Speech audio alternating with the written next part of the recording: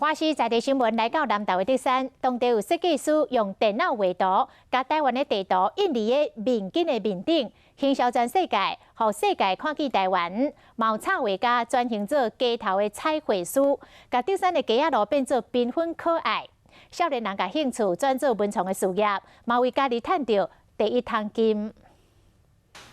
伫电脑内面做修改，这是文创的面巾业者魏金环上届专门的。从东海岸来看台湾，所以它形状就跟一般土地图长得比较不一样。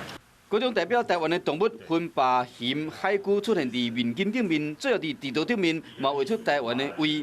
肉身形象的包巾包伫行李顶面，出国时嘛使行销台湾。那就会看到我们的行李箱转盘上是全部的台湾的各大山脉在上面流转，我觉得这样非常的有趣。魏金环爱游览，伊设计200外国家的面巾，变成国民外交的热销商品，甚至佫会使完全定做厝内的巾。在毛巾上写出小朋友的爸妈名称啊，然后儿童的名称啊。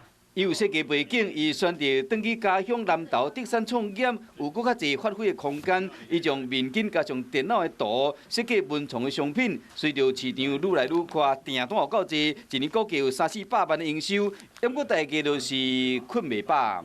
我这个时区忙完了，我可能下个时区人又醒了，大概也持续了将近200天的时间，基本上没办法休假，也没办法睡觉。另外，这个彩绘师阿敏唔免拍草稿，直接伫壁顶面就伫画。另外，图加色水，美术馆整这个灰膏一只咧。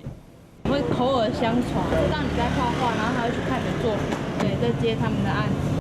代表德山的鸟头鸟真逼真，阿敏用色真大胆，表现出地方的特色甲多样性。阿敏本来是插画家，转型变街头彩绘，虽然讲收入差不多，但过彩绘会使甲人互动。这是他的表情，他是给你，哇，就是这个感觉，画了他的故事，你会觉得特别开心。